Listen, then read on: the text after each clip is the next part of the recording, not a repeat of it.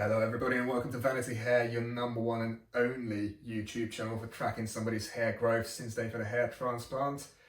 Happy New Year and all that, unless you're Chinese of course, in which case you'll have to wait another month.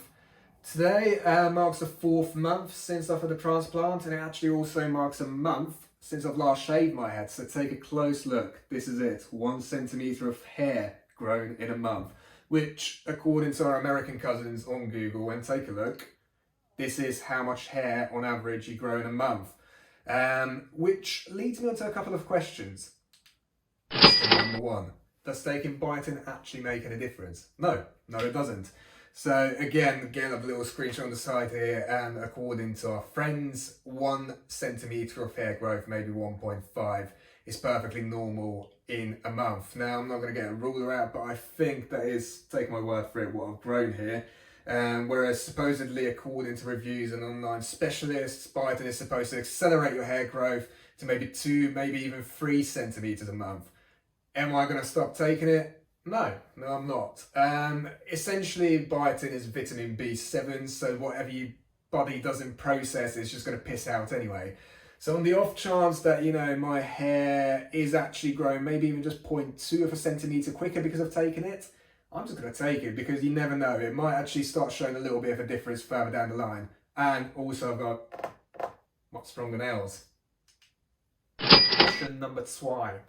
Am I still taking cold showers? Fuck no. So, I don't know if you remember from the previous videos. If you haven't watched them, here's a little recap. I've been taking cold showers because supposedly the cold water landing on your scalp stimulates blood flow to your scalp, which obviously is what you want for your hair growth. Now, considering that it's the dead middle of winter and my hair hasn't grown any quicker as a result of taking cold showers, I've stopped taking them.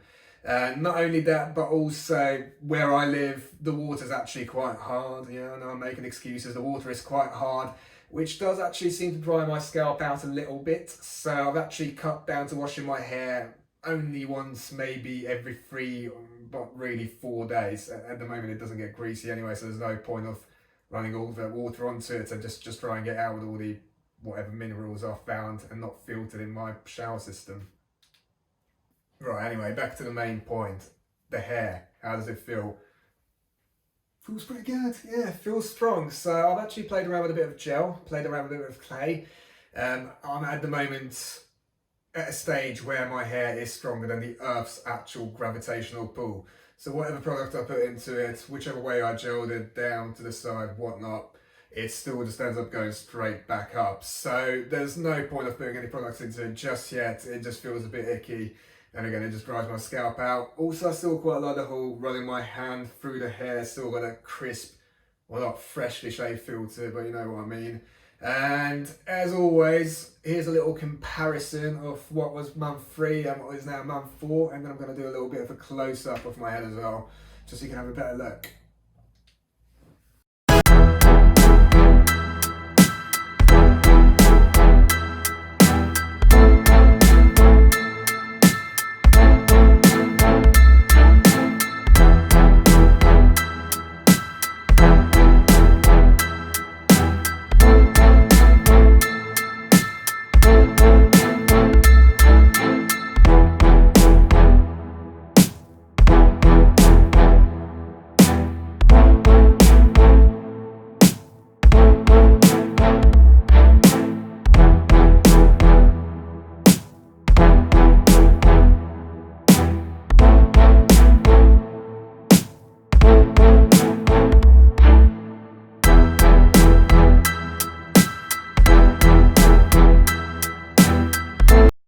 That's it. With the front, I'm actually very happy at the moment. The scalp, yeah, that's still a bit of work in progress, but if you look close enough, you can see all the hairs breaking through. All it needs to do now is just to thicken out.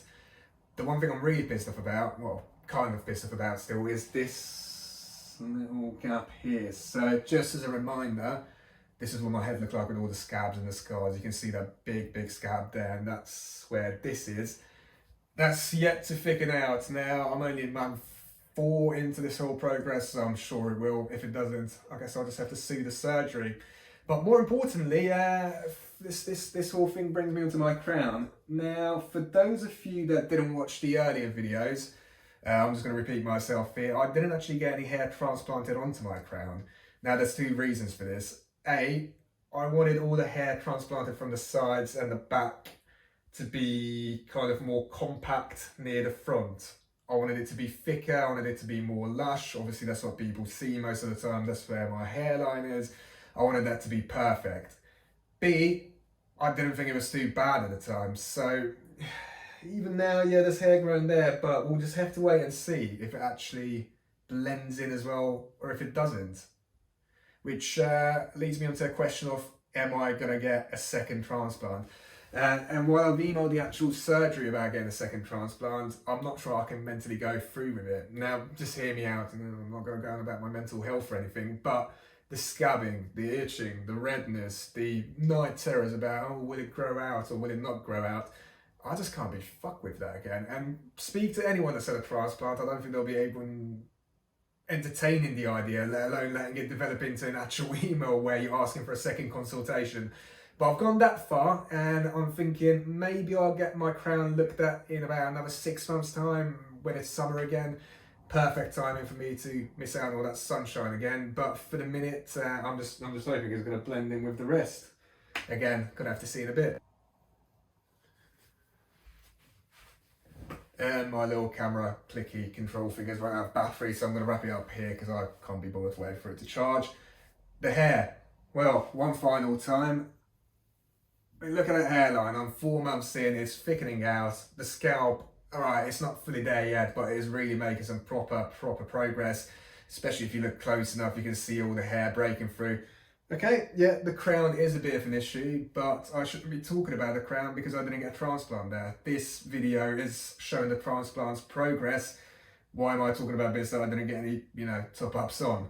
So, as always, thanks for watching. Subscribe if you want to, leave a comment if you're really bored, and wishing you all a happy new year. Oh yeah, one final thing. I know it's like lockdown in a load of countries and everything, and I don't want to talk about COVID because everyone's bored to death with it, but I believe Turkey is still actually open for business. So if you do really want to transplant, look it up. You can still go there, and actually what better time than now? The whole recovery progress, the whole ugly duckling stage of the first or the second month, you can spend completely self-isolated at home and nobody will see you. So just a bit thought, but anyway, this is it. This is 4 months in. I'm very happy and I'll see you soon.